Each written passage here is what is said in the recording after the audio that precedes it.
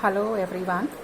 So students, now another topic of solid state is conduction band theory, जिसके base पर हम classify करते हैं इनको तीन में, good conductors, semi conductors and insulators. तो हम इनको किस बेस पर, कंडक्शन बैंड थ्योरी के बेस पर इनको डिवाइड करेंगे वो हम समझते हैं. कंडक्शन बैंड थ्योरी कहती है कि that vacant atomic orbital of higher energy, all having comparable energy, form an energy band known as conduction band. Now what is the meaning of this? कि जितने भी हमारे पास मेटल एटम होते हैं, उन मेटल एटम में जितने भी हमारे वैकेंट एटॉमिक ऑर्बिटल्स होते हैं, यानी वो एटॉमिक ऑर्बिटल जिनमें कोई इलेक्ट्रॉन नहीं है, वो atomic orbital almost comparable energy के, यानी ऑलमोस्ट सेम एनर्जी के आपस में कंबाइन करते हैं अपनी एनर्जीज को और एक बैंड बनाते हैं, एक सेम एनर्जी स्टेट लाते हैं. उसको हम कहते हैं कंडक्शन बैंड.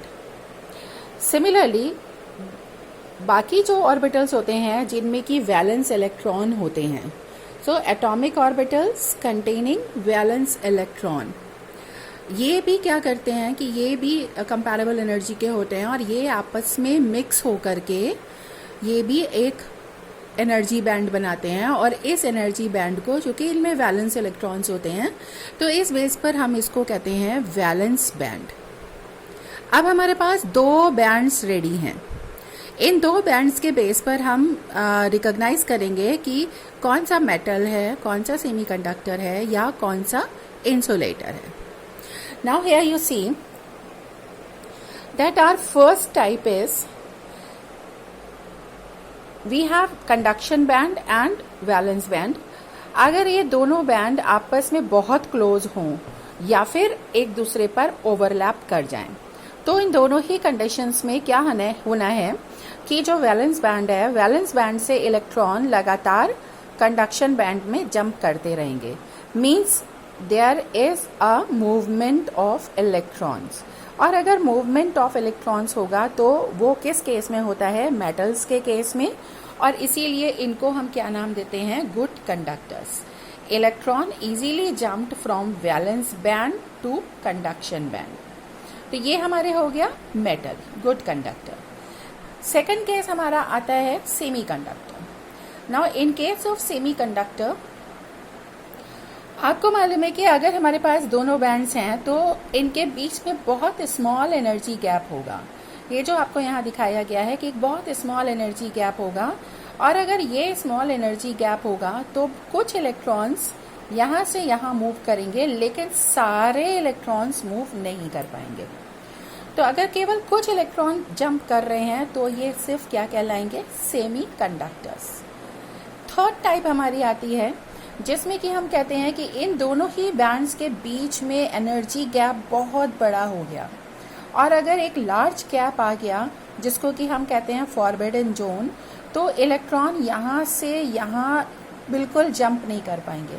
और अगर इलेक्ट्रॉन जंप नहीं कर पाएंगे तो इनको हम कहेंगे इंसुलेटर, क्योंकि no jumping of electron takes place from valence band to conduction band, no movement, hence these are totally insulators. तो ये हमारी कंडक्शन बैंड थ्योरी हुई. इसमें कुछ इम्पोर्टेंट क्वेश्चंस आ जाते हैं. जैसे हमारा आ जाता है कि टेम्परेचर इंक्रीज करने पर क्या इफेक्ट होगा, क्या इफेक्ट होगा अगर मेटल है तो, या फिर अगर सेमी कंडक्टर है तो. तो आपको वही दो पॉइंट्स यहाँ पर बता रहे हैं हम कि अगर हमने टेम्परेचर को इंक्रीज करा, इलेक्ट्रिकल कंडक्टिविटी इंक्रीज करेगी, क्योंकि बहुत ज़्यादा इलेक्ट्रॉन्स वैलेंस बैंड से कंडक्शन बैंड में जंप करेंगे और इसलिए इलेक्ट्रिकल कंडक्टिविटी इंक्रीज कर जाएगी.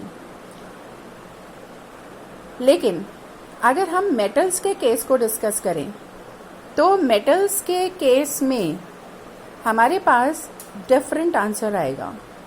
इन metals, on increasing temperature, electrical conductivity decreases. Electrical conductivity पर क्या इफेक्ट हुआ कि ये इंक्रीज करने की बजाय डिक्रीज कर गई. रीजन क्या है?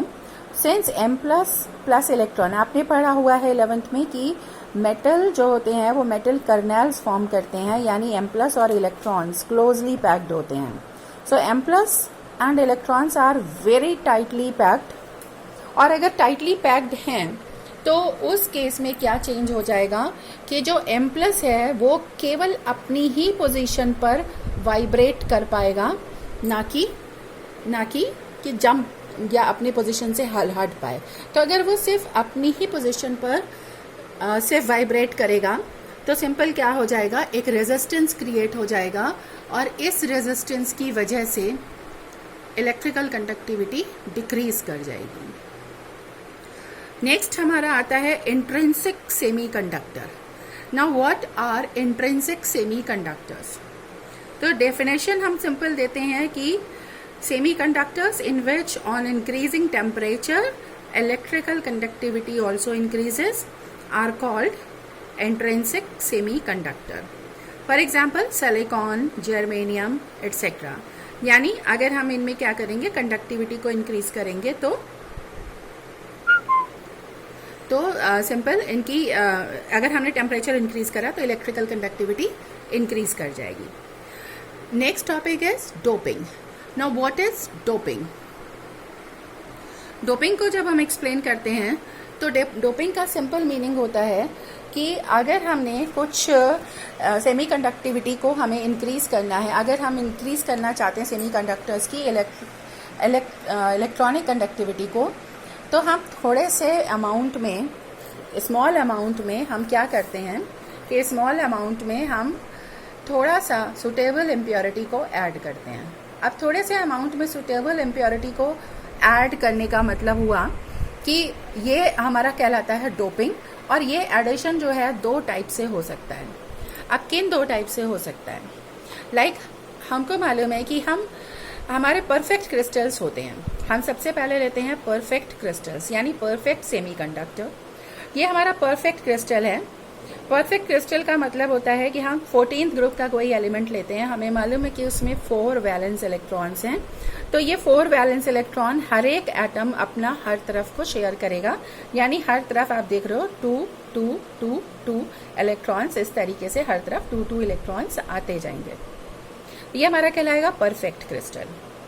इसमें डोपिंग हम दो तरीके से कर सकते हैं. अगर हमने एक हायर एलिमेंट की डोपिंग करी तो कुछ चेंज आएगा, कंडक्टिविटी, इलेक्ट्रॉनिक कंडक्टिविटी इंक्रीज कर जाएगी. लेकिन साथ में हम अगर लोअर ग्रुप की करें तो लोअर ग्रुप में भी हम सेमीकंडक्टर की कंडक्टिविटी को इंक्रीज कर सकते हैं. कैसे कर सकते हैं, वन बाय वन हम देखते हैं. अगर हमने हायर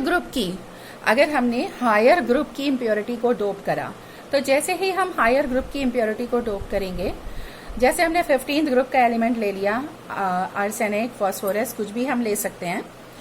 तो जब हमने उसको डोप किया तो सिलिकॉन या जर्मेनियम जो हमारा परफेक्ट क्रिस्टल था उसमें से किसी प्लेस से इनको हटा करके फास्फोरस या आर्सेनिक आ जाएगा. Now we know that arsenic और phosphorus are of 15th group element, means they have 5 valence electrons. So these are 5 valence electron. 4 are shared, जैसे पहले हो रहे थे शेयर वैसे ही शेयर हो गए चारों तरफ से. लेकिन ये 5th इलेक्ट्रॉन एक एक्स्ट्रा इलेक्ट्रॉन है, ये कहीं पे भी मूव कर सकता है. और चूंकि ये फ्री मोबाइल इलेक्ट्रॉन है इसलिए कंडक्टिविटी क्या हो जाएगी, इंक्रीज कर जाएगी. चूंकि इलेक्ट्रॉन एक्सेस में होने की वजह से कंडक्टिविटी इंक्रीज करी, इसीलिए हम इसको नाम देते हैं एन टाइप. एन मतलब नेगेटिव. नेगेटिव चार्ज किस पर होता है, इलेक्ट्रॉन पर, यानी इलेक्ट्रॉन एक्स्ट्रा मिल रहा है इसलिए कंडक्टिविटी इंक्रीज करें. सिमिलरली हम दूसरा केस डिस्कस करते हैं P type. Now what is P type semiconductor?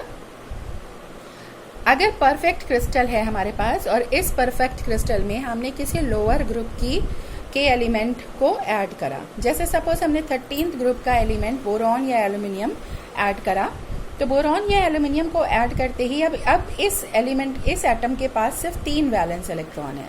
तो 3 साइड तो इसने वैसे से ही शेयरिंग करी जैसे पहले सिलिकॉन कर रहा था, लेकिन 4th साइड पर यहाँ पर इसके पास इलेक्ट्रॉन है ही नहीं जो ये शेयर कर पाए. मतलब सब तरफ तो 2 इलेक्ट्रॉन्स हैं, लेकिन इस एक जगह पर एक ही इलेक्ट्रॉन है, इसलिए हम इसको क्या कहेंगे, बाकी सारी पोजीशंस के कंपैरिजन में ये कहलाएगा पॉजिटिव सेंटर और पॉजिटिव होल। इस पॉजिटिव होल को भरने के लिए एक इलेक्ट्रॉन यहाँ से मूव करेगा इधर, यहाँ 2 हो जाएंगे, लेकिन अब यहाँ पर एक इलेक्ट्रॉन रह गया।